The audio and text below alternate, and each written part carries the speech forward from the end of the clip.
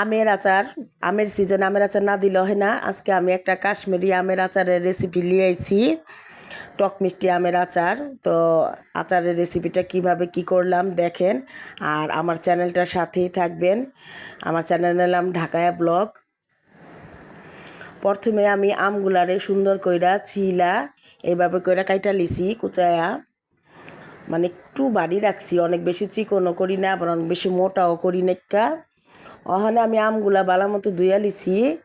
একটা বোলের মধ্যে অল্প একটু পানি লিয়া চুনা গুলাই লিমো। এটা হইলো পান খাওয়ানোর চুনা। চুনাটা আমি গুলাইয়া এই পানির মধ্যেই আমটা চুবাই রাইখা দিমু। সবগুলো আম দিয়া দিতাছি কেলেগা আমটা একটু মানে কষ্টা বাইরে যাবো গা। চুনার পানিতে ভিজায় রাখলে টকটাও কমবো আর আমটা একটু শক্ত হইব। কাশ্মীরি আচারে আমটা একটু শক্ত হন লাগে, নরম হইলে গইলা জায়গা। তখন আমি এই চুনের পানির মধ্যে আমটা ভিজায় রেখা দিব 3 থেকে 4 ঘন্টা। 3 থেকে 4 ঘন্টা পরে এই যে আমের দেখেন চুনের পানিটা কালো হয়ে গেছে গা, মানে আমের কষ সব বাইরে গেছে। তো আমটি আমি উঠায় লিতাছি একটা বোলের মধ্যে। আমটি সুন্দর করে উঠায় লিয়া এটির আমি ওখানে সুন্দর করে ধুইয়া লিমু। আমের আরও অন্যান্য আচারও দিছি, আস্তে আস্তে করে রেসিপিগুলো সারম দেখা লিয়ান আপনারা।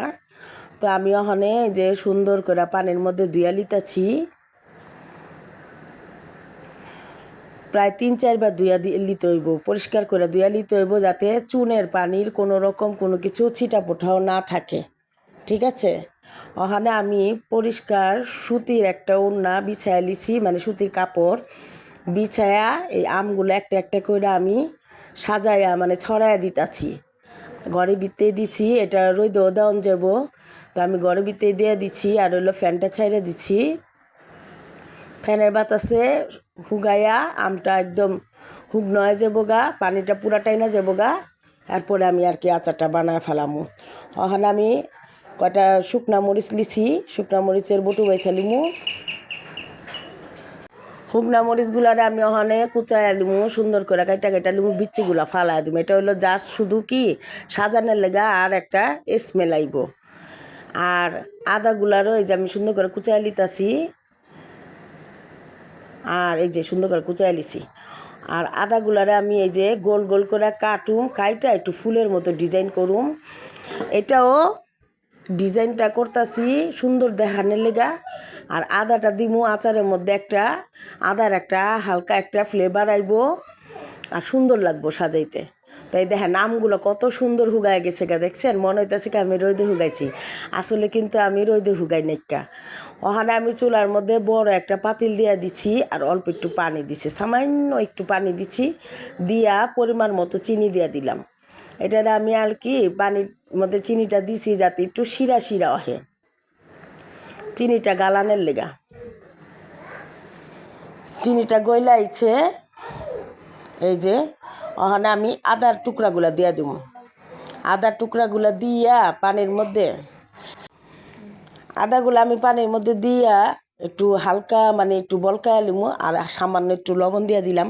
মিষ্টি জিনিস একটু লবণ দিলে খাইতে একটু ভালো লাগে, তো টেস্টটাও ভালো আহে।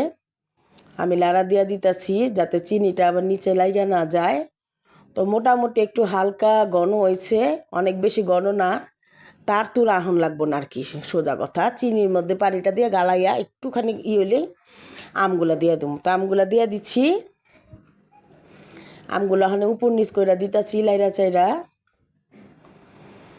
রংটা কিন্তু অনেক সুন্দর আইছে, আস্তে আস্তে এই রংটা আরও সুন্দর হইব, একদম লালচা লালচা একটা রং আইব। চিনির শিরাটা শৈলের মধ্যে মানে আমের গায়ে যখন লাগবো, এই ধান আস্তে আস্তে কিন্তু গোল্ডেন কালার হয়ে যেতেছে, মনে হইতেছে কি আমের টুকরাগুলো এক একটা স্বর্ণের চাক্কা। ওখানে আমি এই হুগনা মরিচের যে টুকরাগুলো করছিলাম ওটি দিয়ে দিছি। এই দেখেন পানি হুগাইয়া সুন্দর একটা ঘন হয়ে গেছে গা। আচারটা কিন্তু আমার কমপ্লিট হয়ে গেছে গা। ওখানে আমি একটা পিচের মধ্যে বাইরে লিতাছি। তো এইভাবেই আমের আচারটা বানাইতে হয়। আমার আমের আচার বানান শেষে দেখেন ঘন একটা শিরা হয়েছে, অনেক সুন্দর লাগতেছে দেখতে। তো এটাই ছিল আমার আজকের রেসিপি। আচারটা তো খাইতে অনেক ভালো লাগছে, আপনারাও বাইতে বানায় খাইবেন আর জানাইবেন কেমন হইলো। এই আচারটা কিন্তু আমি সিরকা দিছিলাম মনে নেকা করতে, তো 1 বছর রেখে খাইতে পারবেন। তো আচারটা এইভাবে বানায় বানায় খাইবেন আর কমেন্ট করে জানাবেন কেমন হইলো। ধন্যবাদ সবাই, আল্লাহ হাফেজ।